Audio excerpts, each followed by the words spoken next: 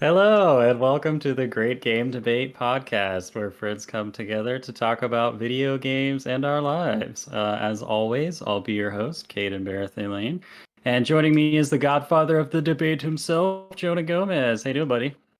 I'm here, and it's, again, going okay.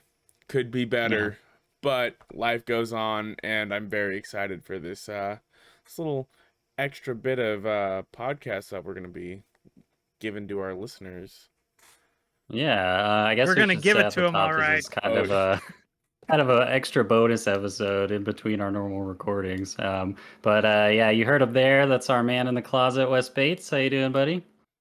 Oh, I'm doing all right. Got a long weekend this weekend. Looking forward to a little extra time off, and we're a week out from Tales of Arise. So you know, what more could I ask for? Sure. Dude, I like that Metroid shirt. You found any E-tanks or missile expansions in that closet hidden behind some I got a power unbreakable bomb around here somewhere. closet racks? Yeah. I think, yeah. I think that I got the ice beam up on my shelf. Oh, so sick. Very nice. Yeah, that works. So the reason we're doing the special bonus episode is because fortuitously our schedules all opened up to do a special recording with the fourth unit of the Great Game Debate, the Saucy Aussie himself, Stephen Beaumont. How you doing, man? I'm doing so good. It's Father's Day in Australia, and the greatest thing I could ever get is chatting with my mates. So yeah, it's awesome. You don't need to spend time with your kids. You can spend time with us. Exactly. I was already down to the skate park today. They've had their time. Yeah. Well, this will be a nice sneak peek for our listeners because after daylight savings times, you should be able to come back more regularly, right? So that'll be really awesome. Definitely. Yeah. Well, hey guys. We didn't pick an icebreaker weapon, so I hope you stopped by the mechanic in Santa Destroy and picked up your beam katana because it's time for the icebreaker. All right. Well, Stevens, it's been a while since you've been on. We're just going to take 10 minutes or so where we normally interview our guests and just catch up with you. So, what's been going on with you, man? Just life generally. Yeah, just hanging out with the kiddos, playing video games. I really damaged my foot at the skate park a while back, and and then we went into lockdown. So this is the first time I've been back at the skate park in a month or so, and I was actually pretty nervous, but it was super dope because I got to my wife has just bought her first pair of roller skates, should I say, the 4-wheel kind, at the age of 33. So yeah, she's learning how to skate, and it's freaking absolutely dope. It's just it's the coolest thing. To watch someone get slowly more confident. She went out for a second time today, and she wasn't holding onto my hand after a little bit, and yeah, so progress. But yeah, I was completely nervous going down down ramps and stuff because I was just I don't really need to hurt myself anymore, and I wasn't wearing a helmet or anything. So yeah, so I was a bit nervous. I'm waiting for you to just start blasting the Jet Set Radio music while your wife's going bombing down a hill on rollerblades. Soundtrack. What's that game coming out, Jonah? Oh, the Bomb Rush Cyberpunk. Bomb Rush. What a cool name. I hope that's good, dude. Yeah, I'm looking forward to that. Oh, it looks fantastic. I love, again, it's that Into the Spider-Verse, got the low frame rate kind of animation and stuff. They animated on twos, shaded. Cool. And then the wheels are squares. It's just such a cool style. It's very dope. A lot of the characters don't even have rollerblades. They're just skating on their shoes, and they have jets or whatever on their shoes. They got wheelies. Yeah, they got heelys. Yeah. I only found out on TikTok that they make wheelies for adults. So well, maybe it might be. That's awesome. Man, Just Set Radio is so good, dude. That was like one of the first games I had I on the never played it, Xbox. but man, I love watching. I love Yeah. seeing it. Oh, Well, I had Jet Set Radio Future. Jet Set Radio was on the Dreamcast. Oh, yeah, was that that's right? where I And played then it. Jet Set Radio was on the. Oh wow, you had a Dreamcast? I didn't know that. My Pretty cool. aunt did in Oh. Colorado, so Nice. that's where I got to play it. hmm I never got a chance to play any Jet Set Radio games. There They're was so one on cool. Xbox, right? Yeah, Yeah. Jet Set Radio Future. That's the one that I Yeah. played. yeah. So in college, I had a friend that absolutely had no interest in video games, and he won an Xbox. This was like when the Xbox first came out, Oh, geez. and you couldn't find him anywhere. And he won an Xbox in a raffle. And I'm like, "Hey, you got an Xbox, huh? You want to you want to keep that?" He's like, "Yeah, I don't really like video games." I'm like, "Hey, I'll buy that Xbox from you." He's like, "Oh, really? Well, how much?" And I'm like, I don't know. How's $100? $100 sound, huh? How's $100? He's like, that sounds pretty good. And so like, I was like, okay, well, I'll have the money for you tomorrow. So I come back tomorrow and he's like, yeah, I just decided to keep it. I'm like, Oh, wait, what? no. What do you mean you decided to keep it? You don't like video games? You don't like video games? And he's like, yeah, but I just wanted to try it out. And he ended up like, I think he like donated it to, I don't know, someplace. Got $100 for it. And I'm I like, love how you made him sound like a wiener. Nah, I'm gonna keep it for a little bit. I'm gonna keep it. I want to see what all these Marios are about.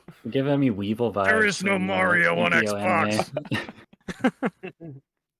anime. That game is in one of those unfortunate positions on backwards compatibility because I'm pretty sure it shows up as backwards compatible on the shop, but you can't buy it. It's because of licensing and stuff. But it's like if you have the disc, I'm pretty sure you can pop it in and get it on current Xbox. Yeah. Which really sucks because I check every single week backwards compat on Xbox to see what's on special. Because like they usually go down to like $1 or $2, and you're just like, yeah, of course I'm going to pick up that game that I didn't play or I did play, and yeah, whatever. Like I picked up the KOTOR games and the Star Wars Force Unleashed games because they're all like super cheap, and I'm like, I've got to buy these even if I don't play them again. It's just so worth it to me, like at a soul level. I'll give you But, my Xbox yeah, login because I have Jet Set Radio digitally on my Xbox account from when I had my 360. Yeah. Nice. And thank you, Kaedhen, for letting me use your Steam library. I've been playing Death's Door. Oh, sick, dude. Yeah. Hell yeah. I'm glad I didn't like change the password or anything. I don't think that would have kicked you off though. You'd have to like logged out. But yeah, that's Can cool. we just take a second just to talk about Jonah's performance in that Dark Souls 3 boss challenge, which was he honestly genuinely did really good, and then he's just like, this game is shit. I'm never playing it again. He's like, I am the champion. I am the champion. This game sucks. I don't like the way it plays. I don't like the controls. I'm sorry. I understand that. You didn't beat. Did you beat the Wanderer or not? Like the Master. The Master. The Sword Master? No, I was trying to kite him off the off the edge. Dude. Oh my god!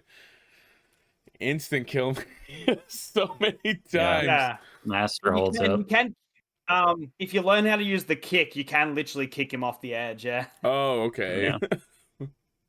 Yeah. That. But I mean, like, I had more fun streaming it than playing it. Yeah. Yeah. I think I said how to do 2 moves or something, and then the rest was up to you. And my stream was so far behind, but you just did it incredibly well. Yeah, what was your final time on that? It's like 17 minutes or something like that, or 18 minutes. So, like, if I was going in for the actual poster, I would have won it because I think I guessed like 18 minutes and 40 seconds or something. Oh, wow. Yeah. And, dang, man. He rigged it. Utter It was confidence rigged. in himself. It was rigged. I could have won at any time. I just, postponed. He only betrayed me because I said like 11 minutes. He's got it. Like no dramas. Yeah. Well, I'm glad Sal won. I know he appreciates those for posters a lot. He's got them all framed up and on the wall and everything. So Yeah, they look really good. Yeah. shout For out to sure. Style. Yes, sir. Yeah. Well, anything else you really want to talk about before we move on, Steven? Or you guys have any questions for Steven? How's that Xbox holding up, homie? Well, it was holding up really, really well. I've played it probably as much as my Switch, maybe even a smidge more. Oh, okay. I just sort of swap between them. But as I said, like, you know, every month I'm getting a couple free games with gold. I pretty much played none of those, but at the same time, I'm just logging a few more that I actually own that I can play offline. But yeah, like Psychonauts 2, absolutely loving that, smashing that out. Yeah, as I said, I just actually beat the two Force Unleashed games, which were both super wonky experiences. Like, man, talk about like highs and lows. Like the first game is highs of like, you know, decent story, decent boss battles, like good gravitas of the whole like experience, and a decent like sort of arc. But then insanely terrible load times, loading into menus, insane motion blur on a lot of the levels where it was like almost vomit inducing like motion blur, and then like just insanely slow paced scenes that were meant to look cool, like you're pulling down this Star Destroyer and it just takes freaking hours. It feels like hours you got a button mash. because you gotta swivel your sticks, and then like you'll only get like a little, you pull it a little bit, and then you got to fight another 6 of the TIE fighters again. And it just loops so many times, and it stops being cool after like the first time. And then like the second game, combat is awesome. Like I love the combat. Everything loads really quickly, and the boss battles are terrible, and the story is terrible. And especially the boss fights are just abhorrently bad. You fight massive spoilers. You fight Darth Vader, and he literally stands there and just takes it. Like you just wail on him. He barely attacks you. You do it, a set amount of damage. You do like 1/8 of damage, and then he'll jump away, throw some stuff at you, get some drones, some goobers to fight you. You kill them, you jump over there, do another 1/8 of damage, and it just loops. And I'm like, how? How did you make it so bad? There was sections where he would get caught on in the boss battle. They get caught on the boundary, and they just not do anything. And it's just like, oh, yeah. Who developed those games? LucasArts. Oh wow, okay. I'm surprised. Like, in the day, they were still loading super slow even on your Series S. There's absolute zero optimization. That's a pure emulated game for sure. Yuck. Especially number 1. Number 2 is absolutely buttery smooth, but literally, I don't even remember games loading a menu. There's not many games that load a menu. That's awesome. This one does. If you changed outfits, it would restart your checkpoint. Ooh. Messed up. Yeah. Would the outfits be in cutscenes though, or no? Most of the time, yes. Okay. So maybe that's the reason. Maybe it was like, oh, we're gonna reset the cutscene trigger. Possibly. Okay. All right. Well, it's that time again, guys, for another debate. I'll turn it over to the judge of the debate himself, Jonah Gomez.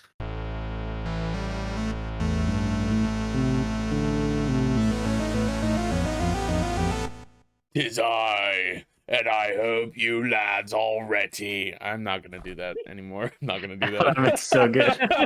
Keep it up. You should have to do that the whole time. Nope. The rest of the show. I'm not gonna do that. It's your persona, the judge. The judge. No, it's time to debate, boys, and I'm so happy to have Steven on for a debate because, yeah, dude. Like Kaedhen introduced him, he is our Saucy Aussie, and so I'm ready to see those spicy takes that he has.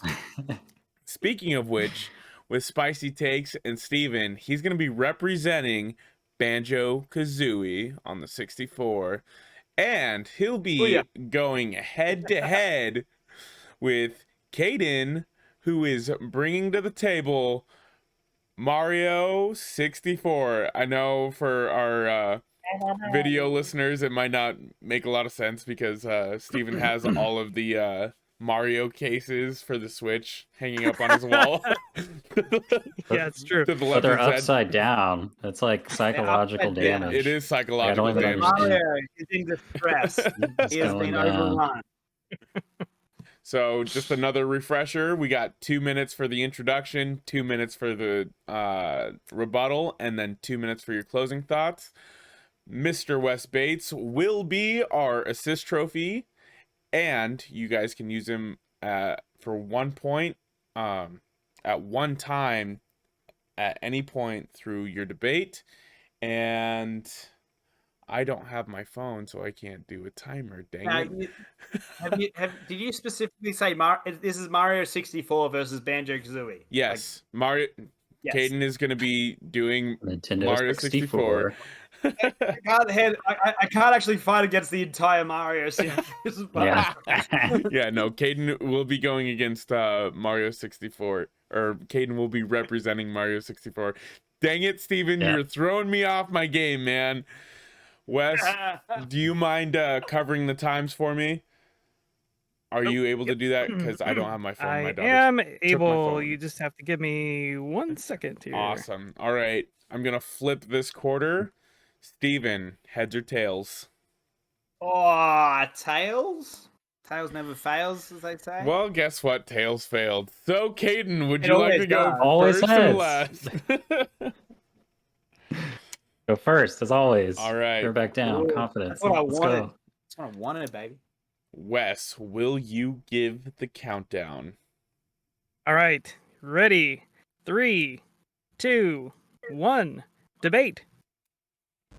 Mario 64. Whew, this game, dude. So my like video game awakening unusually was summers at my grandma's house because she and her partner for some reason had a Nintendo 64 and a PS2 when I was like 7 or whatever. And they had like Kingdom Hearts 2 and like Mario 64 and Ocarina of Time. So this game is just one of those games when you're a kid and you're exploring the world. It just feels so like strange and unique and wonderful, and you just like never beat it, and then you revisit it years later with the nostalgia and finally take down Bowser. Just so many good memories of this game, just cemented in pop culture. So relevant today, even the legacy of Mario 64 with speed running. You know, it's a staple at events like Awesome Games Done Quick that regularly raise millions of dollars a year for cancer. You know, that's the power of Mario 64. But you know, legendary game design. The movement today is still considered by a lot of people not only to be some of the best movement in the Mario series, the 3D games, but in gaming of all time. And just watching speedrunners tear this game apart with mastering the movements, just absolutely insane. And you know, not to put down the music of Banjo Kazooie because I know it's legendary, but man, you just cannot beat that Mario 64 soundtrack. I mean, countless thousands of YouTubers out here 30 seconds. remixing tracks from Mario 64. I don't really see the YouTubers like Family Jewels out there making remixes of Banjo Kazooie songs.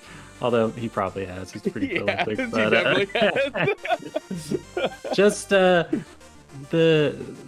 pure dopamine of getting that power star, dude, and the little jingle and the backflip and the peace sign, dude. Just good feels, time. classic.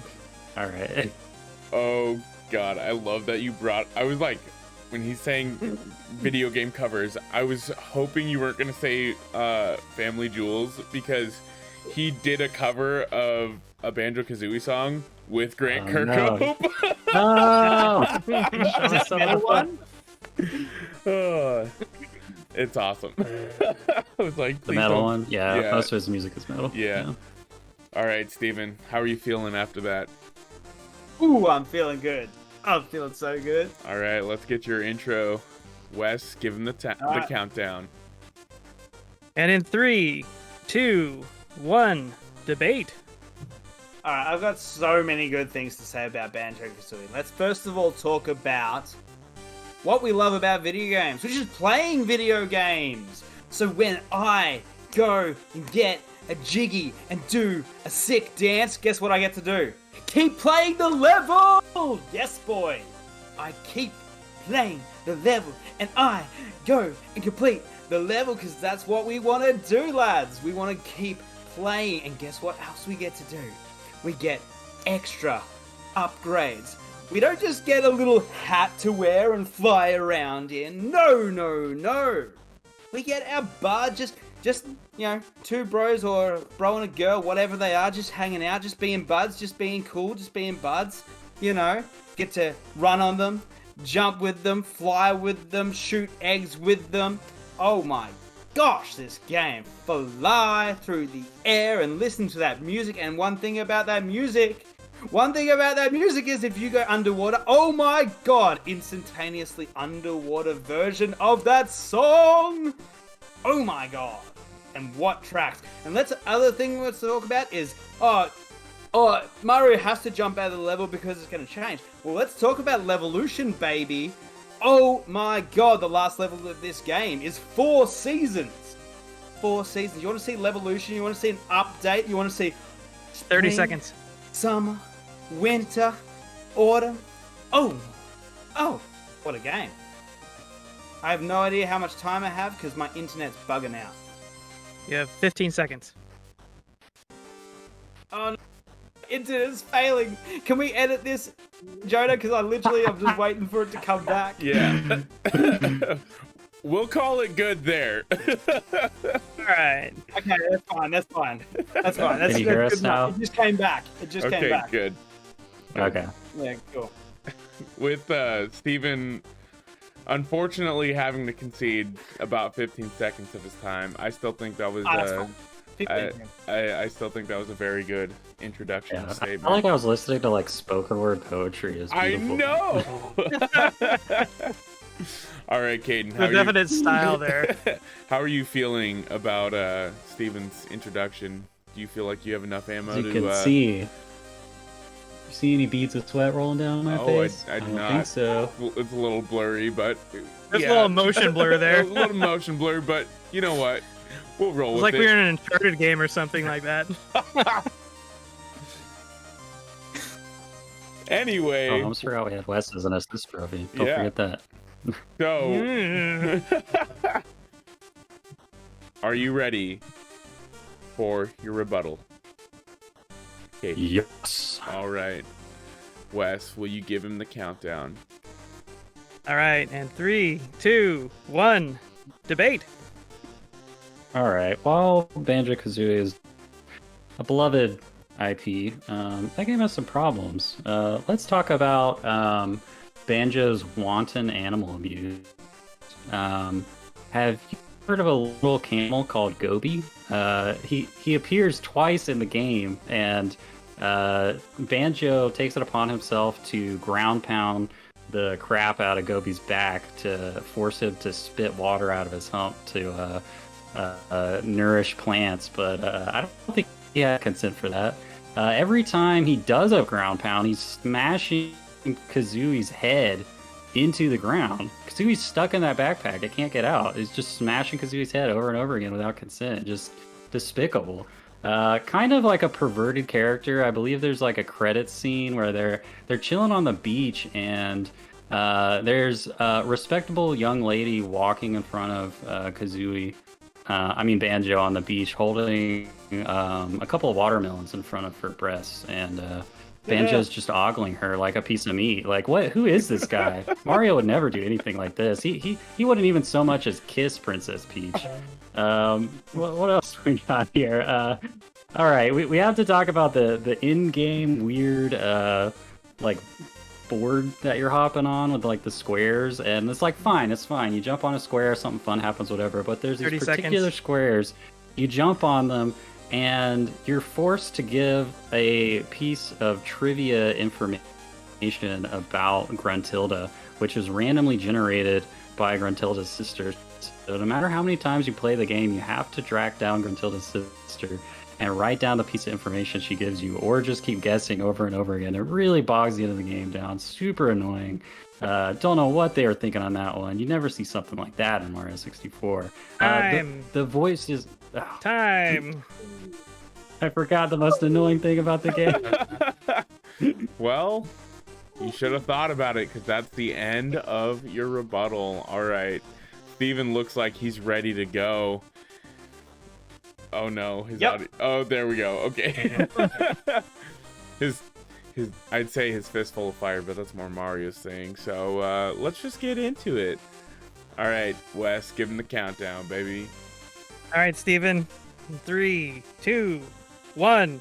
Debate. All right, let's stop the kink shaming for once. But if we're going to kink shame, yes, like obviously Kazooie likes the backpack. Let's just leave it at that. But one thing that a lot of sexual predators have in common is a mustache, bro. So, like, let's just stop with the kink shame, because, like, you know what? Like, that's always a big red flag for me. If you see someone with a mustache, stay away. Now let's get back into the rebuttal. You want to talk about a quiz that like says like, hey, you've played this game. Do you know this game? You've 100% of this game, baby. You've gone and looked at all the corners and you've got all the notes. Like, let's see if you remember it. How cool is that? Like testing your memory, and like that's the thing. You get to find out all these cool things about Gruntilda and Brentilda. Whereas in Mario, it's just level, like catch a bunny level. Like there's no carrot leading you on. Like you just expecting to get a cake from Peach at the end. Nah, that's not for me. And then damn it, already forgotten everything that you said. But let's talk about, first of all, obviously we can't talk about the cameras. The cameras are both terrible in both games. Let's leave it at that. Oh my god, what do I do to rebut Mario? Let's talk about animal abuse. Everyone, and don't say you didn't do it. Little penguin, a little penguin. What? You're gonna give it back to its mom? You're gonna give that penguin back to its mother? That is just like, oh, can you please find my little penguin, baby? And you're just like, nah, yeet that over the edge. Gone. And that's time. Beautiful. I admit, I did tell the penguin to go on and yeeted it. I'm guilty. Go on, geet! Cheat! I love the end of that rebuttal. That was fantastic. Thank you, Steven. All right. This is why I always go first, because it forces my competition to focus their rebuttal on just rebutting what I rebutted about their game instead of attacking my game. It's all planned. It's a strategy. It's all a mind I'm an game. old hand at this. There we go. Yeah. I love it. All right, Kaedhen, are you ready for your final thoughts? Let's go. All right, Wes, give him the countdown. All right, 3, 2, 1. Debate. I just have to mention that one of truly the shining beacons of Mario 64's game design that places it head and shoulders above Banjo Kazooie is that every single character you talk to in Mario 64 doesn't sound like super freaking annoying. Just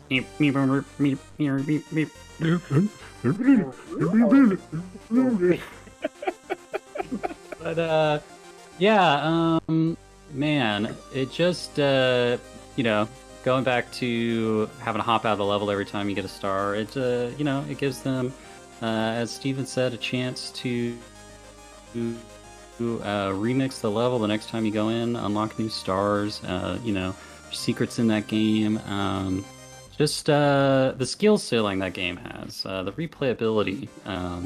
Get through it once, get your 120 star, 100%, but then you go back as an adult and you find out about these special tricks to do with the movement to sequence break the game, or like infinite speed backwards hop through a door to get to Bowser early, or what people are doing with tool assisted speedruns and beating the game in like 2 minutes using like perfect inputs through parallel universes, if you're familiar with the term. Just the potential of the depth of gameplay and the replayability of Mario 64 is unmatched, and so much so that Nintendo, realizing the value of the game, only made it available for a limited time and then took it away from us once again. And even though that was a horrible practice we all recognized on Nintendo's part, we just love Mario 64 so much, we just ate it right up. And don't really see anyone doing that with Banjo Kazooie. Don't see Microsoft making a limited edition, timed, exclusive physical release of Banjo Kazooie. Let's go. Assist trophy. Just say something good about Mario 64. Okay, so the thing about Mario 64 is that I want to talk about is the legacy of Mario 64. It was the first game that did what it did. That basically it pioneered the 3D platformer, and it was basically the foundation for every 3D platformer that came afterwards. It was truly a groundbreaking title, and the legacy of that game lives on to this day in games like Odyssey and other fantastic 3D platformers. That's time. Very, very good, Wes. I forgot about the assist trophy. I'm not gonna lie. I think Kaedhen forgot about the assist trophy as well. I was gonna be like, okay, Kaedhen, I'll let you throw the assist trophy out if you want to, but you don't have to if you don't want to use it. All right, Steven, are you ready? Yes, sir. I'm ready. Yes, sir. All right, let's get these closing thoughts out there. Wes, give them the countdown. All right, and in 3, 2, 1, debate. Before I put this bad boy in the paper shredder, I'm gonna let Wes just describe how bad the boss battles are. He's gonna, in my closing statements, talk about how bad the boss battles are in Mario 64. So, pop my assist trophy. Okay, actually, it's ironic that you brought that up, because I was going to talk about how bad the boss battles in Mario 64 were, because it's essentially one boss battle, and you have to do it over and over and over again. It's the most simplistic and trite boss battle you've ever faced, where you just basically have to trick Bowser and then grab his tail and then throw him into a bomb on the side of the and it doesn't evolve or expand or change. You just do it multiple times throughout the game, and it's terrible. And Steven, you have a minute 45 left. Go. Get amongst it. So, wow, what a great game. You want to talk about? So it's great that you bring up speedrunning and you talk about, like, it's amazing that they can do tool-assisted speedruns and beat it in 2 minutes and stuff on Mario 64. So what you're saying is, janky-ass game. Like, wow. Broken. Oh my gosh. Falling apart at the seams. This game, like, whereas the best speedrunner of Banjo Kazooie, Stevie Bobo, like, can smash that game out in 3 hours, that game is tight. Yeah, it might have a few, like, few little cracks and creaks here and there that they can slip through, but otherwise, bam, it's just all gameplay, baby. It's just all, get that 100% in 3 hours. Yes, because you want to get that 100% in 3 hours. Oh my god. And then that boss battle at the end is absolutely awesome. Culmination of all the things you learnt. You're using all your moves. Oh, what a game. And yeah, man, I gotta bring it back to the music. I know you want to trash on the music, but man, flying around in Treasure Trove Cove, just this, such a jam. Just feeling like you're on a beach. Yes, I want to be there right now. That's about all my time. Banjo Kazooie, love and respect. Love you all. He's appealing to the hearts of the listeners. You had 15 seconds left, but that was pretty good. All right. I love it. Thank you, gentlemen, for a fantastic debate. And you know what? Although I have put more time into Mario 64 back in the day, I'm sorry, Kaedhen, but Steven sold me. You can pinpoint the moment that his heart breaks in this video if you just rewind it just a little bit. Steven sold me. I mean, especially with like the boss battles alone, right?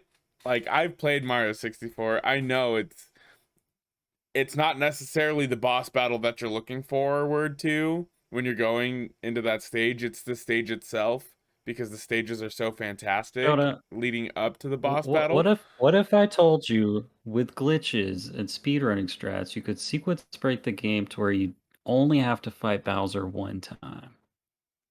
But then you're missing literally the best levels in the entire game.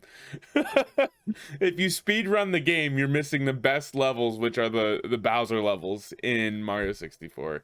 I'm gonna have to give my vote for the debate win to Steven. He did a It fantastic was an job. impassioned argument. It was. And you know what? You put up a great fight, but I mean, he sold me a little bit more on Banjo Kazooie. You know what I mean?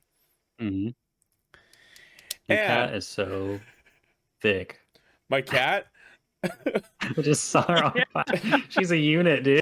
He just walked by.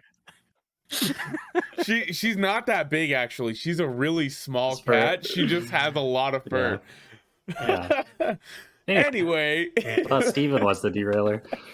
If you guys would like to get your votes in on this debate, you can do it in the Cast Your Votes channel, and we'll be throwing up a post that you can vote on. Speaking of last week's debate, Oh yeah. here she is. Here's her little nub tail from when it got Speaking lopped off. Speaking of last week's debate, and he holds up a cat. Yeah, speaking of last week's debate, the winner was with 8 votes. Dragon Quest took it away from Monster Hunter. I'm sorry, Just losing Kaedhen. left and right over here. I'm sorry, Kaedhen. Monster Hunter only had 3 votes. 3. It was a Oh. landslide, my guy. You can tell which series is more accessible. Yep. You know, he's not here, so let's just blame it on Jimmy. Okay? It's just Jimmy's fault. One criticism I will say, I do feel like you needed just to talk about like kineticism a little bit more, because that's like one of the biggest ineffable things about Monster Hunter is just like how it actually feels to play. Like when you get a true charge slash on a sleeping monster's head and do 9,000 damage and you like cream your jeans. 100% compared to something like Dragon Quest, which is much more passive to play. Like, the act of playing Monster Hunter is just something else, especially when you're playing with mates. Or like, for the best thing about for me is like being in Australia, and like when I was playing Monster Hunter World, I line up with Japan like perfectly with like time zoning and stuff. So whenever I play at night, if I just called out for help or jumped in to help someone out with a boss, it was all Japanese players, and they're just absolutely OGs at this game, just killing it. Like all heavy bowgun right just on the monster's face. Stun lock it. And I'm just flipping around on my insect glaive. When you said that statement of creaming your jeans, all I could picture is that scene of Dragon Ball when Vegeta's like, "It's over 9,000," and then him just creaming his jeans. Yep, that's me. So anyway, you're definitely moving on. Can I just say again, like the whole old jokes thing? Like one thing I really want to state is like, oh man, one of the greatest things in my memory bank is Mario 64. My dad built a pool room, which is like I guess the equivalent of like a theater room, but for Australia it was always the pool room. And he put like this inbuilt like notch up in the up really high on the wall, because like CRT TVs were huge, and so it was for a massive CRT TV and speakers. And I would climb up into that notch and set up my 64 and play Mario 64, which I borrow from the video store, and it was just like the dopest experience. Like, oh my god. Hell yeah. Yeah, man. Yeah, no actual bad will towards Banjo Kazooie. That game's fun as hell. So awesome. All right, well, we shall move right along to our next segment, The Pitch, wherein a predetermined number of panelists shall present a game, and the rest of us shall decide whether or not we're buying that game.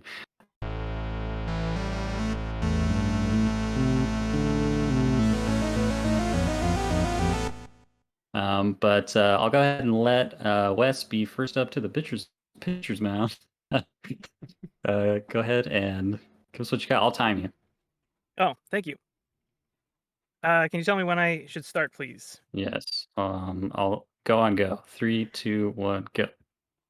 All right, I'm here to talk to you about a little game called Axiom Verge 2. The Sick. follow-up to the quite revered indie Metroidvania game, Axiom Verge. This game is quite a departure from the first game, whereas the first game was very OG Metroid inspired. This game is a little different. You don't actually fire a gun in this game.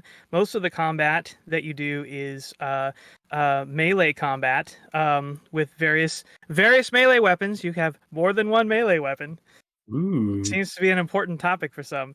But no, the exploration in this game is top notch. The visuals are very unique. All the environments that you're going through are basically, it reminds me of kind of like almost more of like an Indiana Jones movie. Because you're going through kind of like ancient ruins. Everything has this kind of almost like Mesopotamian vibe to it. And it's very unique. And the cool thing about this game is it has like a dual map system, so you're actually warping back and forth between dimensions, so the map's kind of like layered on top of each other, so you may get to a point where you're not sure where to go, and to actually progress you have to warp into another dimension and move through that dimension and then warp back out to a different part of the map, and it makes the exploration in the game really, really compelling. The power-ups are all 30 seconds.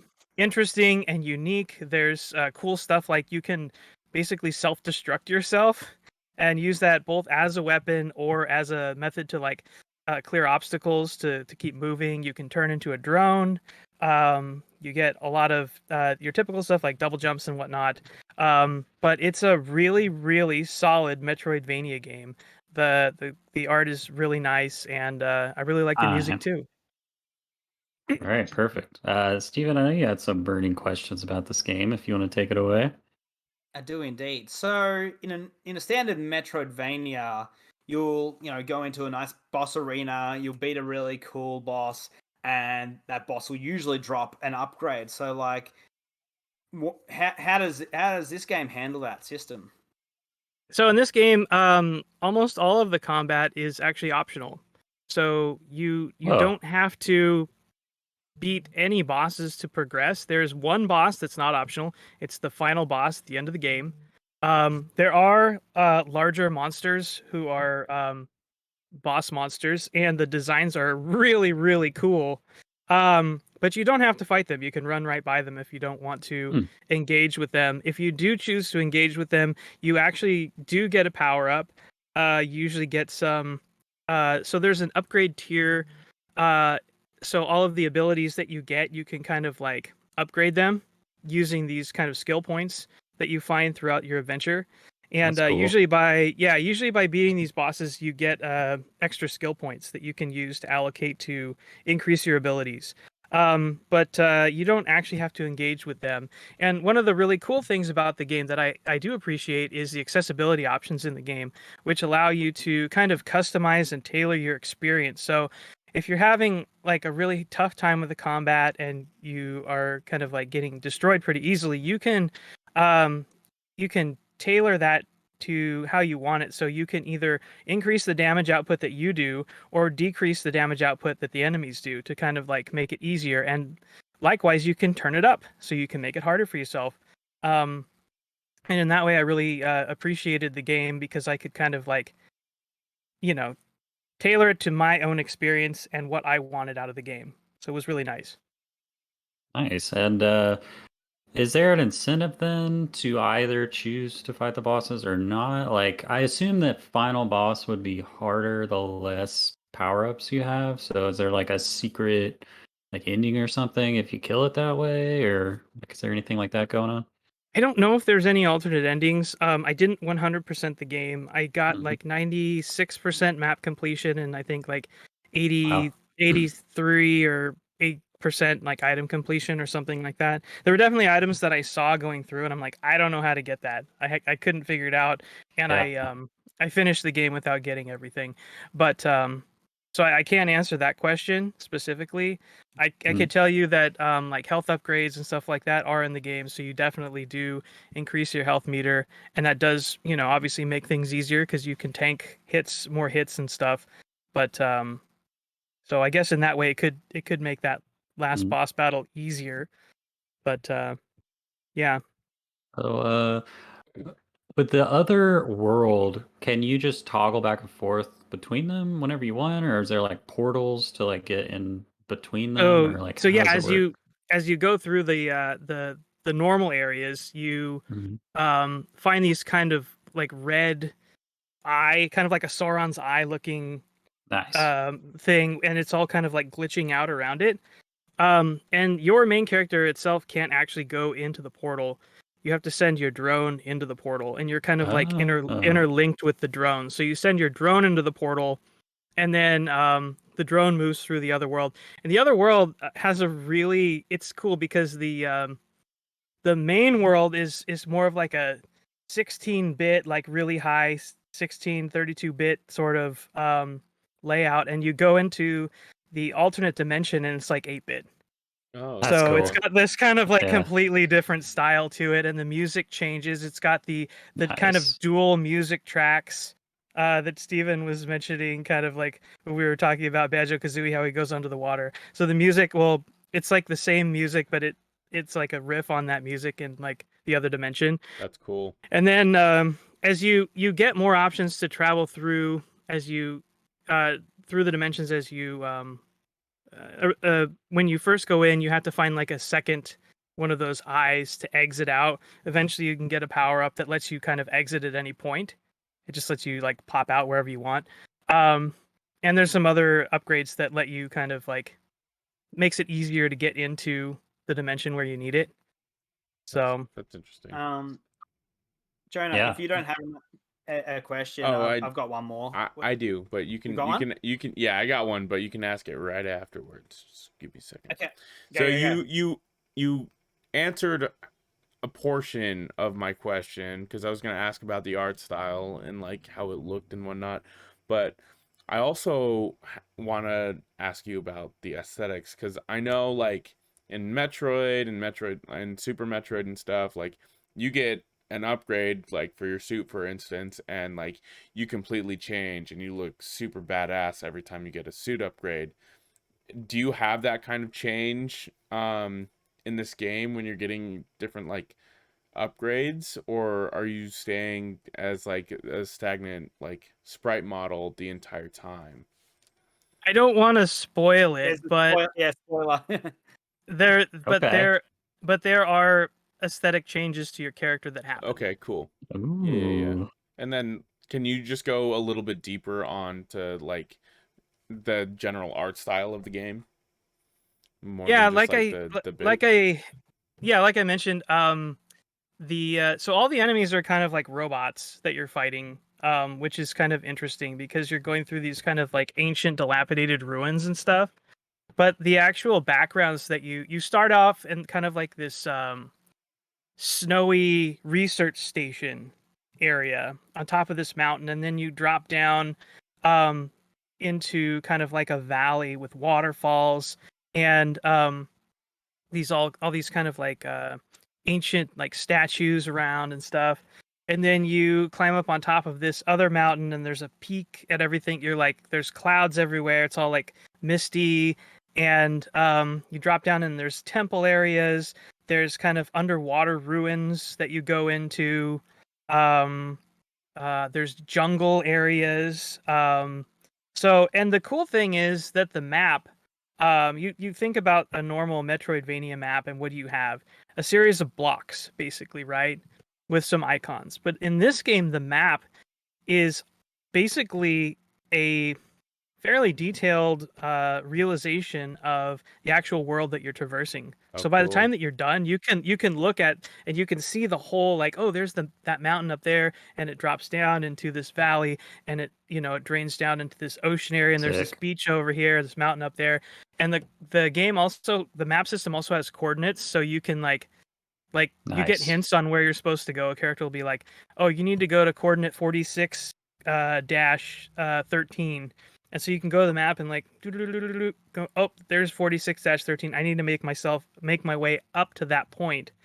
And That's fun.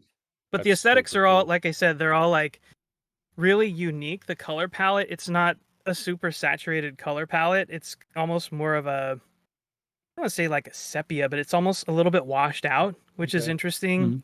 And it's yeah, I've never played a game where, you know, you're making your way kind of like through this almost ancient civilization, you know, area. Yeah, Like man. That it sounds just cool. looks really cool. You meet this one character repeatedly, and he's basically like an AI. But he's like built within this like griffin almost, or not like Cool. a almost more like a sphinx actually. Yeah. And he's this giant statue, and you first beat him and you're like, oh my gosh, he's super imposing looking. And it's just really almost, it's creepy, but it's also really cool looking and Yeah. mysterious, and yeah, it's really neat. Cool.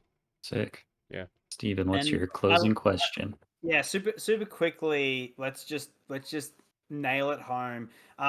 So Axiom Verge 1 had like one awesome, super awesome hook, which was the glitch gun, which is kind of like the magic powder in Zelda, Link's Awakening, where you use it and it changes properties of the game. What is there an analog in Axiom Verge 2 that is just like this cool hook that it does where you can alter sort of things in the game? As far as I found, no, not quite like that. It does have, like I said, the kind of like the dual dimension hopping system, and that's, I think its hook is you can basically jump back and forth between these parallel maps, which was a big thing in like games like the Medium, right, where they were talking about, oh, the Medium's got two maps, you're in it at the same time, you jump back and forth. It's like, well, yeah, this game does that too. It's in a 2D way, but and you do see instances where stuff's like glitching out, and later in the game you get a power up that like lets you see kind of like invisible portals that you couldn't see before, where those like glitches were and stuff like that. But I don't think that you can. Okay. Let me lead you a little bit and say, like, is there something where you can affect enemies with one of your power ups? Oh yes, I'm sorry. So I didn't actually use that as much, but you can hack. You can hack enemies. You have a power that lets you That's cool. hack any enemy in the game. You have a little meter, so you burn points. Basically, you have limited meter that you can do it with. But yeah, you can hack enemies. You can turn them on your side. You can basically just shut them down. You can slow them down. Yeah, that's absolutely a mechanic. I can't believe that I forgot about that. But thank you for reminding me. All right. Well, it's time for our final decisions. Jonah, are you buying this game? It's not expensive.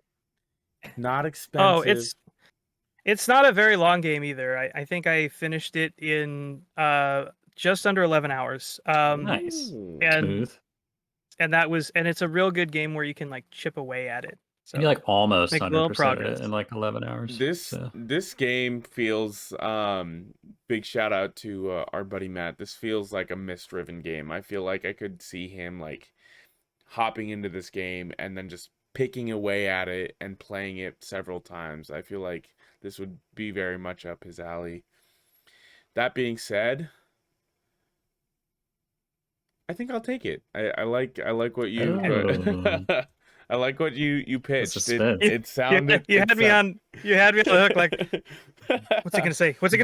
I think it sounds really cool. I don't know. I kind of have had this slight itch for a side-scrolling game. It's side-scrolling, right? Like, classic Metroid. Yeah, all side-scrolling. Yep. It's more, and like I said, it's more platforming, I would say, than combat. The combat is optional in a lot of cases, and in a lot of instances, you're almost better not engaging with the enemies as much as you can. Gotcha. But the combat, there's a lot of cool aspects to the platforming, stuff that I didn't mention, but yeah, I liked the first game, but I wasn't super wild about it. I think this game is a much better game in my opinion. Interesting. I've heard opposite opinions, but I know you. Hmm. I know you personally, so like I'll take your opinion over. Thank you. Sweet. Thank you very no, much. No, for sure.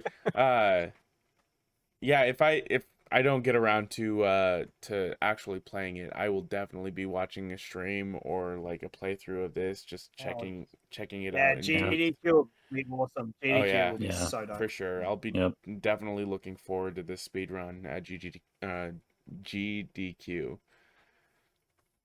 Cool, Steven. Yeah, buying. Well, something may have let slip that I may have already bought this game. I Yeah. may have already completed this game. But like I was already sold. Like I never actually loved the art style of Axiom Verge. It was the one thing that kept me away from it, mainly because I remember there was character portraits of like the science dude who's the main character of Axiom Verge 1, and it looked super derpy, like PC, like LucasArts, like Yeah. adventure game sort of. You're like a character big portrait. nose and stuff like Yeah, that. and it just didn't click. But that the Giga like art style was like the thing that just kept on saying like just buy me, and it was just so worth it.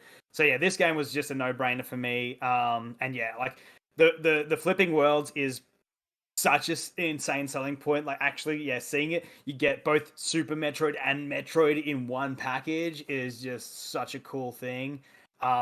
It was super interesting seeing these optional bosses, and you can beat a boss as a drone, and that's so cool because you've got Oh, yeah. almost no health, and you can fight it as a drone if you want to, and like yeah. So that was lots of fun. The drone's weapon is a Drone buzzsaw. percent speedrun, He's dude. like sticks out this arm. He's just got this buzzsaw on the end. That's cool. That's cool.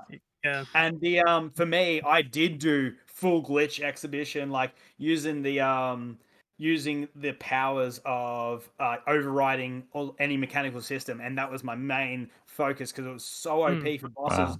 Because you can lock weapons in place so they can only shoot one direction, or you can like slow missiles down and stuff like that. So it just gives you so much more like options in boss fights. It's so cool. And yeah, like as Wes said, if you level it up, you can start to take over enemies and have them as your friends. So you can go like jump over a bunch of enemies that could be harassing you and hurting you, go override the strongest enemy, and then they can just clear the screen for you. No dramas. Like so it's yeah. And the best thing is the fact of the difficulty modifier.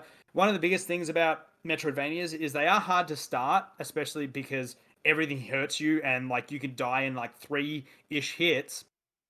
With that difficulty modifier, like if you're having trouble at the start, lower it down, wait till you get a couple upgrades, put it back up, you're set. Like, yeah, cool. So, yeah, for myself, I'm 100% in. I just love Metroidvanias, and it sounds like this game. It seems unusual to have a Metroidvania where there's so much variety in the gameplay. It seems like you can choose to engage enemies or not engage enemies, and then there's at least a few different ways you can engage the enemies, whether it's just shooting the crap out of them, hacking them, or fighting them with your drone. So yeah, I'm totally in. So Axiom Verge 2 has won the hearts of all of the panelists.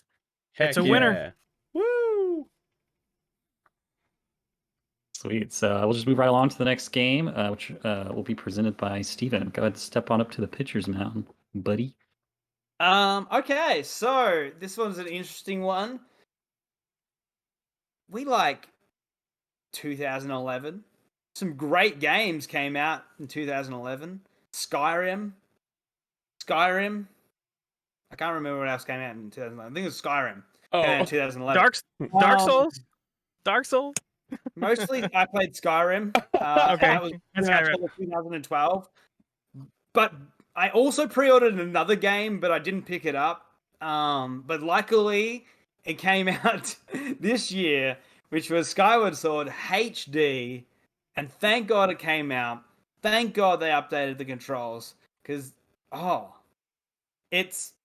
this is unfortunately perfect Twitter bait for anyone that doesn't like the dungeons of Breath of the Wild. If you don't like the shrines, if you think they're too homogenous, then Skyward Sword HD is the game for you. If you want to talk about curated dungeons with unique themes that keep reusing items that you got at the start. This is not a situation where you get the slingshot at the start. You don't use the slingshot by Dungeon 6. You are still using the first item that you get, which is the beetle. Like, such a cool item, by the way. Really cool, inventive, unique item that is used and upgraded and just utilized so well. They do so many quality of life improvements on this game. It does rewire your brain, so it is best to play this in a vacuum, because you do have to, if you're playing handheld or on TV, you do need to hold the L button 30 seconds to use your camera, but it is so worth it for the user friendliness of being able to use a controller to use your sword swipes and stuff. It's so dope. But also the motion controls work insanely well, and so I'd use that for the bamboo strikes. It's just great. Dungeons. Perfect. Love it. All right. I think you just mentioned it, but I didn't catch it. But did you play with did you play the motion controls, or did you play with the standard controls? I played all three ways. I played 3 ways? motion. Oh, 3 ways. Yeah. Oh. I played handheld. Oh. I played control. I played with the okay. Wii U Pro controller, and I played Joy-Cons. And Okay. I loved handheld the most. If I was playing on the TV, I preferred to use the Joy-Con grip. Personally, the only reason is, like, obviously, everyone knows the Wii U Pro controller is super comfy, but the stick is too long for the sword, that you can't easily do, because you need to go left, right, left, and up, down for the backflip and the spin slash, and the stick is too long to do it. Personally, comfortably for me, whereas Yeah, that's interesting. the Joy-Con nubs, those little joysticks are just perfect for that. Like, you can just mash that for days, no dramas. You're used to mashing then a smaller stick. always you use what you got, you know. Are you saying you primarily did not use the motion controls? I primarily did not use the motion controls. Interesting, I okay. tried it for the first dungeon. I enjoyed it okay. Like, it has a pretty decent precision. You are recentering the controller a lot in Joy-Cons, which is just pressing X, which is fine, like the top of the buttons. And it's fine, but it would warp out quite quickly, that you would just find yourself like fighting the fact that you keep on having to press X to recenter it. That's because the Switch doesn't have like a sensor bar like the Wii and Wii U did, I guess, right? It's just using its own gyroscope. Just using a gyro, you're just pointing at the screen. So once you turn past like 90 degrees away from the screen, which you are doing a fair amount of time, you're already pushing it out. So it unfortunately just has those inconsistencies. But at the same time, you can be insanely quick in fights, because you can just mash out for your attacks. Whereas that's the caveat to the controller, is you can't slash as quick, because otherwise you're using a spin slash and you're using stamina. So there's checks and balances in all the play styles. But I just found handheld was great. Nice. What you got, boys? How long was this game? Because I was talking to Rob Hudak from Draft Punks recently, and it took him, like, I understand he's playing on stream, but it took him like, I think, a year almost to beat Skyward Sword, just because the game was so long. It's meaty, and it belies that, because you think there's only 3 areas in the game, which is true, but not true. It becomes 6 areas, and then it sort of becomes like almost 8 areas, because there's a bit of evolution going on, and then there's some like miniature areas here and there. So it's definitely up there with sort of Twilight Princess in that sort of length. Like, so it's in the 30s and 40s, like, depending on your play style. Gotcha. I'm sure you could beat it in 30. Just playing straight, I'm sure you could beat it much quicker. I know they can beat it in 4 or 5 hours or whatever in speed runs. Down to But like 2. Yeah, right. Wow. But yeah, it's definitely it's definitely up there for a Zelda game. Which is it it warrants it. I feel it doesn't.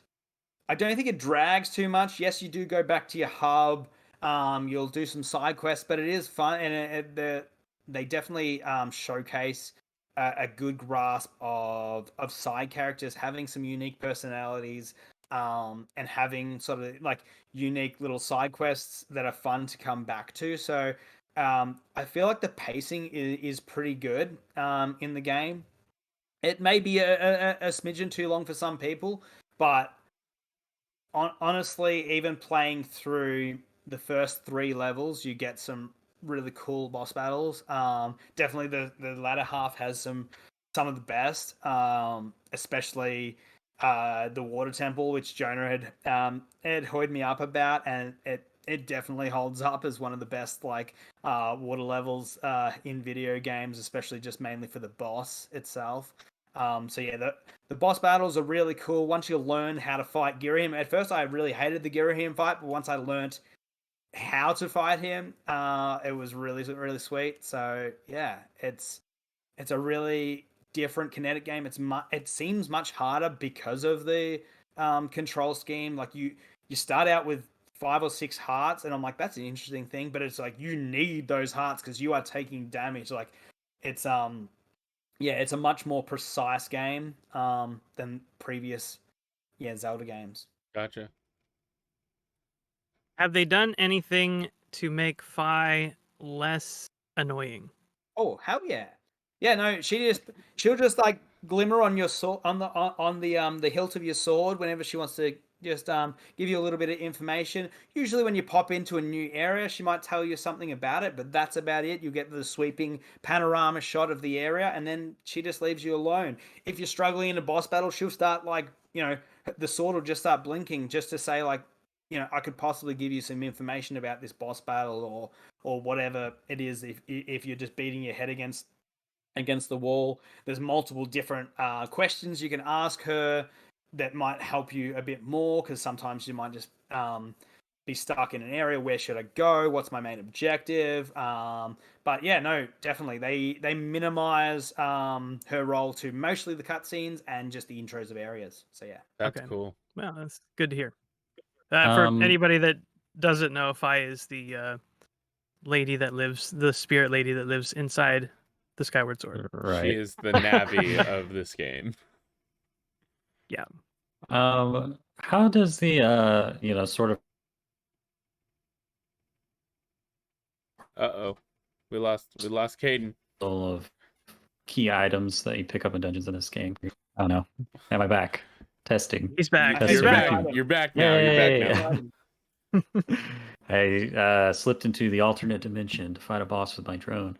How did the personal key items in the game compare to other Zelda games for you?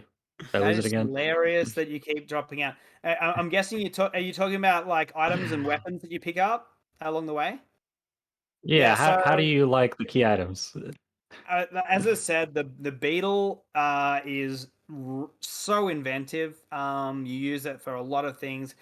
Cut oh, it always brings me back to Breath of the Wild. But like cutting a rope like in Breath of the Wild was like one of the most like awe-inspiring things. Like was like shooting an arrow at a rope and it cutting. But like they utilize that. Like the Genesis here with the beetle is you use it to cut ropes.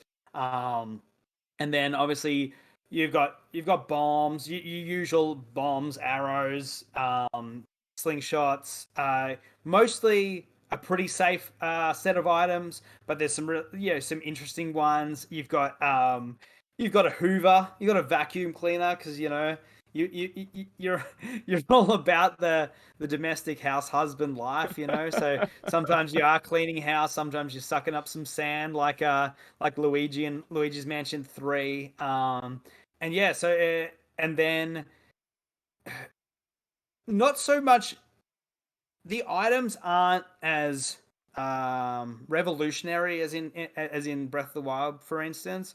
But what the puzzles inside of the games, especially like Lanairu mining facility and stuff like that in the desert, where you are activating these crystals with your items, and then you're having a portal into the past, is just such a cool, throwback to, both like, Link to the Past and Ocarina of Time, and how you utilize those mechanics, and the world is different, is just so cool. See you later, Mario. Sorry, bud. But yeah, so it doesn't. I wouldn't say it has the most revolutionary items in a Zelda game. A lot of them are rehashed from Link to the Past, Ocarina, Wind Waker, Twilight Princess, but their inclusion is super solid. They're always used well. Obviously, get everyone, whenever you get your dual hook shots, like in Twilight Princess. Like when Twilight Princess introduced dual hook shots, it was just phenomenal. And this game, also does that. Dual claw shots is literally the best. It's the best Zelda item ever. For sure. Being able to like just hook on to multiple things at the same time, you feel like Spider-Man a little bit. It's so cool. Yeah. Oh yeah. So yeah. As I said, the puzzles inside that utilize your items are better than the items themselves. Like I think like Link Between Worlds has some of the best items, like especially like the Sand Rod and stuff like that. Like Link Between Worlds has probably the best items. But yeah, this game utilizes those in puzzles extremely well. Cool. All right. Are you guys buying, Jonah? See, if I buy this game, it's going to be the second time I've bought the game. I've never actually played this game. I've only ever seen it played because when I did buy it the first time, I didn't have a Wii Motion Plus, so I never got to play it. And by the time I had my own money to buy a Wii Motion Plus, I had already gotten rid of my Wii. So, you know what? I think I would pick it up just because this is one of the mainline Zelda games that I haven't played, with me being such a big Zelda fan. Yeah, I think I would pick it up just to give it a shot. Hopefully get those new Joy-Cons, because I've got the Switch Pad Pro, but I don't have actual Joy-Cons that I could play, and I think I'd want to experience this with the motion controls. They're still out there. You can find them. Are those sticks like the Pro Controller? Yeah. They're a bit longer and thicker. Yeah. So I'd like to experience the game with the motion controls, how it was meant to be played originally, I should say. Yeah. What do you think, Wes? I think Steven did a heck of a job pitching this game. I have played this game already. I played it on Wii, and I did not love it on Wii. And I think that the reasons that I didn't love it on Wii are probably still going to be prevalent in this version of the game. I think that the game has a lot of great things going for it. I love the fact that it has more of an actual story to it than a lot of other Zelda games do. The characters are great. It's got really good dungeons, as Steven mentioned. It's got Groose. Groose never came up once in the conversation. I love Groose as a character. Groose is awesome. But the Groosinator is like a major plot point, It's like yeah, but generally speaking, I didn't love the game when it first came out. I thought it felt a little bit bloated to me, a little too lengthy. There's a certain boss fight, again, we're talking about repeated boss fights that you have to do over and over and over again, that I didn't love. So I might pick it up again on a sale. Not that Nintendo games go on sale very much, but if I get it for... It'll be 40 on digital in like a year or so, yeah. Yeah, or maybe for Black Friday. Yeah, we could. Or maybe like Christmas present or something like that. So it's not a flat out rejection at all. But it's just my previous experience with it. I kind of like, maybe not. So, but you did a good job pitching it. Hell yeah. Yeah, kind of in a similar boat. I didn't like it over much when I first played it, but mainly because of the motion controls. It's pretty interesting to me, Steve, that you primarily played it without motion controls and you preferred it that way. So that kind of puts me back on the hook a little bit. But like Wes, like, I'm not willing to double dip for $60. So once it goes on sale for 40, I'll probably pick it back up. Yeah, but my internet seems to be on the fritz, so we're gonna go to break.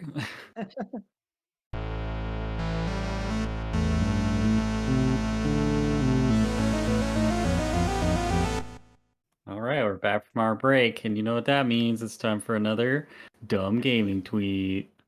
This one, well, as usual, we don't call out who actually did the tweet because we don't want to send them all after everyone. But if you've been on Twitter at all this past week, you've probably heard of this. But the tweet is, "Fam, if I see you outside in a Nintendo shirt, I will immediately dismiss you as a man-child," which is fine, but don't ask me for advice if you don't want it. So. This was a continuation in a thread of another tweet that was, "I always get heat for this, but I still hate graphic tees. Get some adult clothes, please. At least don't wear them outside." So obviously we can talk about this because this person attacked Nintendo shirts specifically. We got Donkey Kong and Metroid over here. Got a Dishonored graphic tee representing Arcane. Representing got the Foo Fighters, baby. Jonas, the biggest man-child of all, this Foo Fighters shirt. Yeah, I don't know. Like, obviously, the person, like, they got what they wanted out of this tweet because it just generated tons and tons of engagement for them, even though it was negative. Like, everyone was talking about this tweet, but, bad take. Everybody loves t-shirts. They're comfortable. They're cheap. Graphic tees are awesome. You get to let people know at a glance the things that you love and care about. You get to support I mean, biddies look good in them. Yeah, biddies look good in them, and especially when it's like a female wearing a male shirt and it's like stretched, you know what I mean? But but also just shout out to Steven over here because he's got the graphic tee from our boy the Bearhemoth on Twitter, so it's a way to support your artist friends getting their graphic tee print t-shirts. I mean, how are we supposed to support our homies and then spread the good word about their stuff? I mean, yeah, we got a podcast, but let's be real. We can show off the shirt more in public than we can talking about it on a show, right? Because we're going to bring so much more attention to our lovely shirts, walking about, flaunting ourselves and our biddies, It's a conversation starter massively. I remember like one of my favorite ones, like it's an older logo, and I don't know. The best thing about recently is that Redbubble and stuff. It's really reinforcing about like paying artists, and also the quality has just gone through the roof. But like I remember just seeing someone with Dark Side of the Eevee like t-shirt where it's like an Eevee going into the prism, and then all of the different evolutions coming out of the prism, and it was just like, oh, that's so cool. But like that's like one of the biggest things we were talking about offline is that the quality, like, yes, you can go to a flea market, wherever you are, and there's these WWE t-shirts that are big square and they're off-color printing and stuff. That's not the thing that like us geeks are wearing now. Like, we are supporting our artist friends, and these are quality designs. This is not like a vinyl print that gets all warped and stretches and breaks and cracks. Like, these are absolutely awesome prints. So shout out to graphic design improvements in the last 10 years. For sure. And that. No, go ahead. I just wanted to say that the irony of this tweet is that the person that made the tweet is a serious cosplayer. Yeah. Who is repping Tifa from Final Fantasy VII in like her like if you go to her profile, that's her pinned tweet. Is like, look at me, I love Tifa, and she says in her bio, I love Tifa so much, I stand Tifa, blah blah blah. And it's like you're dressing up as a video game character and flaunting yourself in public, and then you're going out to make fun of people for dressing up in normal clothes that rep games that they love. It's just hypocrisy at its highest level. It's because she has a locked heart. Yeah. So deep. I also just want to cover my own ass and say, also, it looks great when a man is wearing a women's t-shirt that's too small for him and his ripped pecs are stretching it, across his pecs. Yeah, it's good stuff too. Chris Redfield, Oh yeah. a tight Chris military Redfield. tactical my t-shirt, Resident God. Evil 5, dude. That want to boulder see punching. I want to see Chris Redfield wearing a crop top now and just like suspenders, like in the full Tifa Let's go. outfit. Chris Redfield. I don't want to see that. Yes, you do. Don't lie. dude. No, I don't. I We don't. should Chris see if we Lockhart. can. Chris Lockhart. We should see if we go. can get the Behemoth or Gibbs to come up Yeah. with something like that. Commission an original piece for the listeners. You know that Doom guy reps that Animal Crossing like Exactly. Yeah. Exactly. loves that. Ultimate crossover. Alright. Well, that was our dumb gaming tweet, so we're going to close things out with our games. I'll turn things over to our master of games, Wes Bates.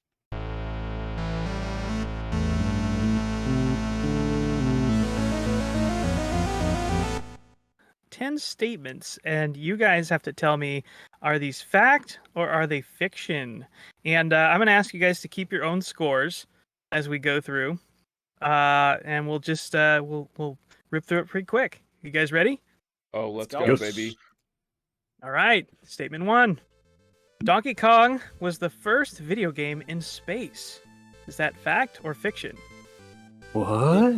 I just want to believe the dreams, as and I'm in, going to say in fact. actual space? Not like the video game doesn't take place in space. Like the No, cartridge went into space. As the game, there was a video game that was in actual real life space.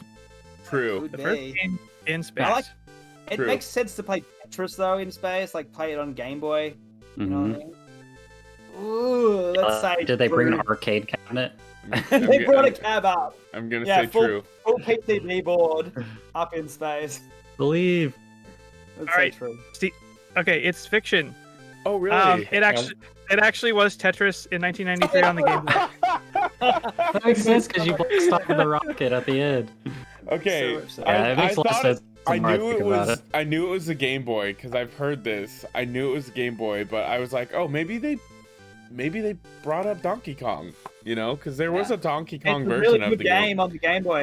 It has like the I it's wanted like to the believe. genesis of like Mario versus Donkey Kong game after you beat the normal Yeah. game. Yeah. All right, moving on. Question 2, or sorry, I guess not question. Statement 2.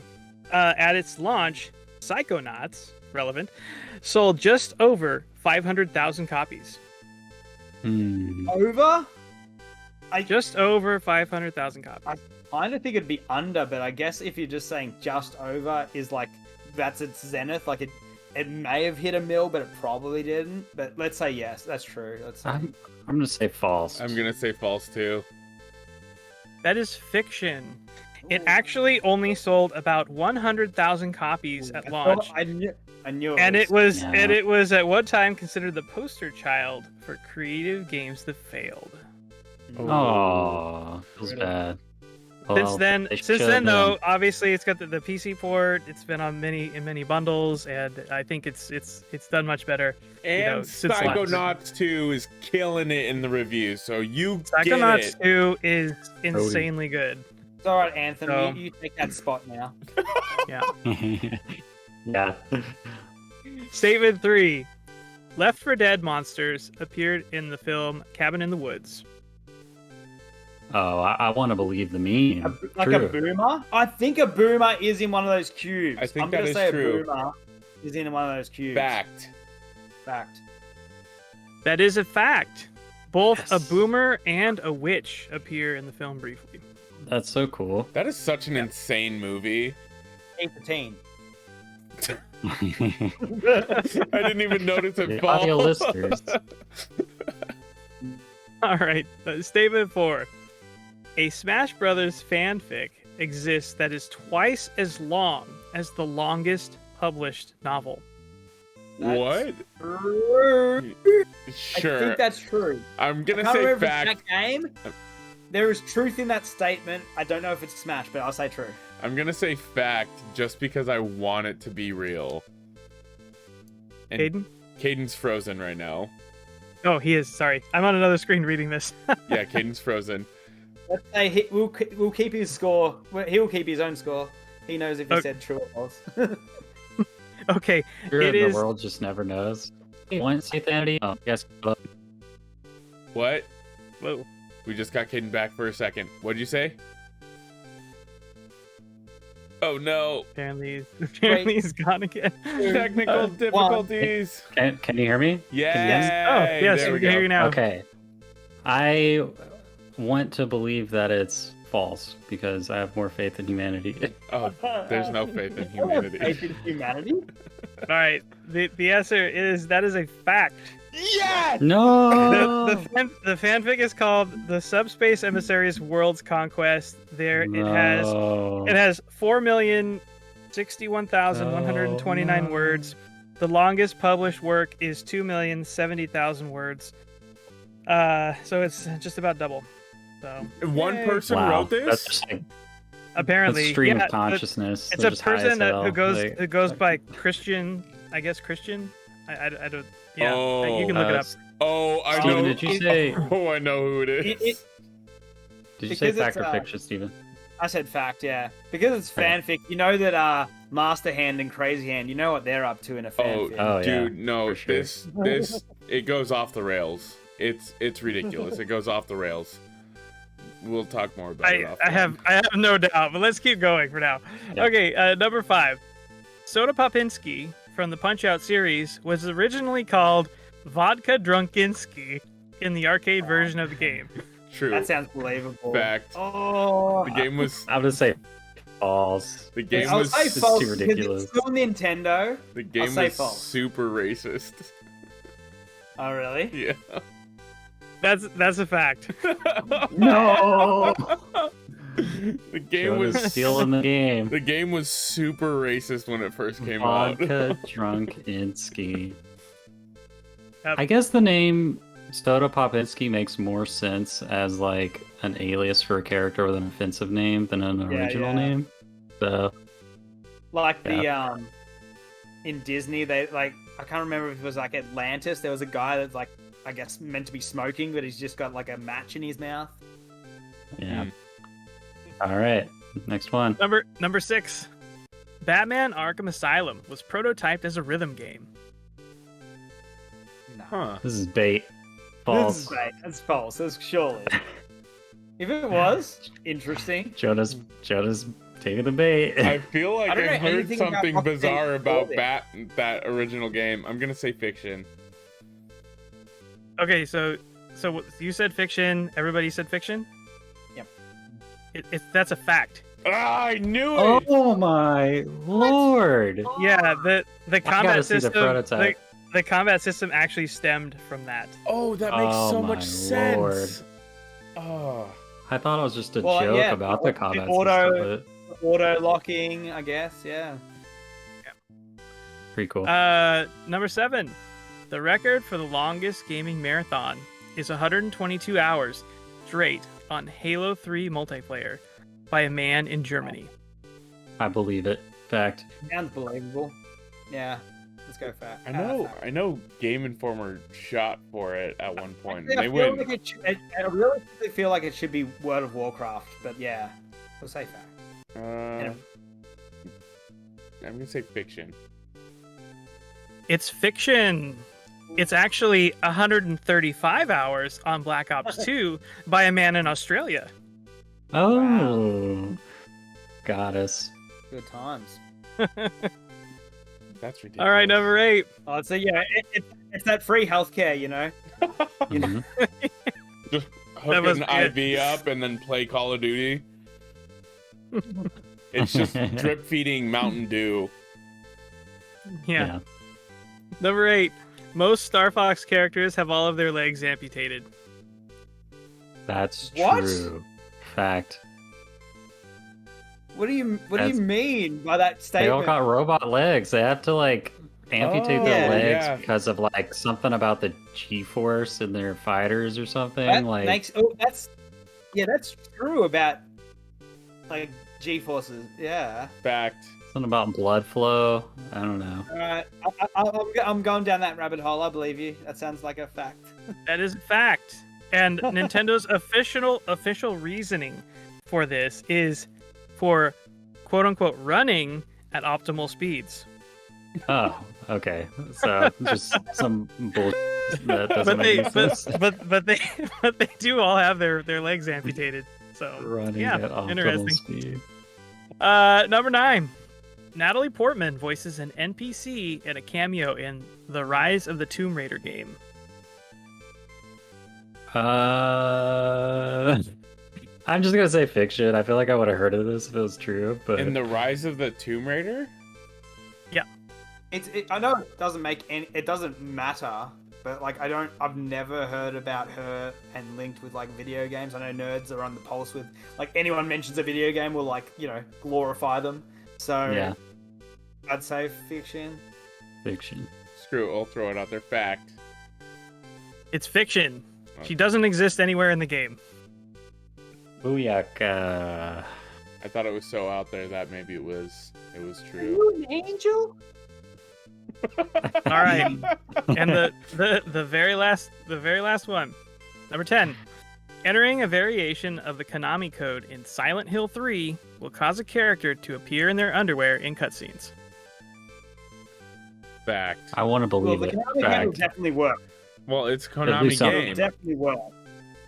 But what will it do? Yeah. Yep. Let's go with it. Yep. Fact. That is a fact. The character's Yes. name is Douglas Cartland. If you enter the code at the title screen after finishing the game once, then he will appear in all the cutscenes in his underwear. I gotta Nice. look that up. I've never heard that before, but I'm so glad it's real. Why haven't so, we seen a speed run of that? Like the underwear Yeah. run. 1 and 2 get all the attention. I tied with Steven for last place, and Jonah won with With- 7 points. Hell yeah. What? Yeah. Like 4. Yeah. What? We had 5 each. So. 5. Hey, Rough- that's a high rough score for me. brain I'll over take it. here. Woo! He's slowly developing ripples in his brain. Well, thank you so much, Wes, for emceeing that game for us. It's always a pleasure. Absolutely. All right. Well, we're gonna wind it down here, folks, and go around for our final thoughts. I'll go ahead and give it to Steven first, since this is our reunion with you, dude. It's been great having you on. But yeah, whatever your final thoughts are, whatever you want to plug. Yeah, I don't have anything to plug. Just I'm super excited to hang out with my mates, and really look forward to doing it later on in the year when hopefully our times and stars align a little bit better. Yeah, as I said, like play some video games. They're lots of fun. Axiom Verge is really dope. Playing Psychonauts 2, that's super dope too. There's some really good games coming out up ahead. I'm hoping Metroid also keeps that Met Van rolling. So yeah, let's keep it up. Love it. Heck yeah. Yeah, dude. All right, what you got first, Jonah? Just super glad to have Steven back. It's awesome. It feels like we got our boy back home, you know. Next time you'll be seeing this lad back on the show will be at the start of season 2 or year 2 of the Great Game Debate podcast. So that's going to be super exciting. We are going to be throwing this show out, and then the weekend after the show, the Sunday after the show drops, we'll be doing the game club on Psychonauts 2, and we will be Psychonauts 1. I'm sorry, thank you, Psychonauts 1. Psychonauts 1, we'll be doing the game club of Psychonauts 1, so you still have like 5-ish days to knock it out if you want to get in there and then hop in the Discord. It'll be on Sunday at 2 p.m. Pacific Standard Time, and you know, we're going to be working on another September giveaway. Sal, I'm sorry I haven't sent out your poster yet. I will get to it as soon as I get back to work. And that's all I got. Thanks, y'all. Sweet. What you got for us, Wes? Your final thoughts? I just want to say, I think the next episode, we are going to be bringing back the good old community questions segment. Yes. And so we would love to have your questions. So please send questions in to podcastggd@gmail.com. And unfortunately, I will not be on the next episode. I'll be traveling with my family on a vacation trip, but these fine gentlemen and a couple of great guests that we're having on would love to answer your questions. So please send them in to podcastggd@gmail.com so we can answer them. And just a quick shout out, because I like to help promo some other folks' stuff. If you like this podcast, please also go check out the Backlog Chronicles. It's another awesome group of gentlemen over there that run a really great podcast. They're very industry news focused, and they have some great takes on stuff. So go check out the Backlog Chronicles. They're awesome. Cool And name. you can join them live as well when they shoot. Yeah, every Sunday. That's Sunday. great, yeah. Yep. All right. Well, just to plug our other channels, we're on YouTube at the Great Game Debate Podcast, I think the channel's called. And our Twitter is at Great Game Debate, but debate's spelled DEB, the number 8, so DEB 8. And I think either of those two places you'll find a permanent link that's an invite to the Discord, which is just called the Great Game Debate Discord. And we're always doing the game club, doing giveaways, and yeah, it's just a cool place to hang out, really chill. I feel like social media has been really toxic lately for one reason or another, and the Discord's always just a great place to come and chill out with super chill people who are not going to be toxic. So yeah, but yeah, other than that, once again, shout out to Steven. It's been great having you on, homie. So looking forward to having you back on the regular, and as always, happy gaming. Bye. Bye. Like, share, and subscribe.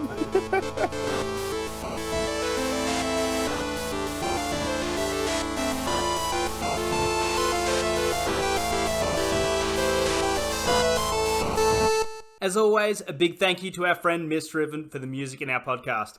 If you like what you hear and you want to check out more of what they have, you can pay them a visit on Twitter at MISTRIVEN719 or on Bandcamp at Misdriven. Thanks again for tuning in. Till next time.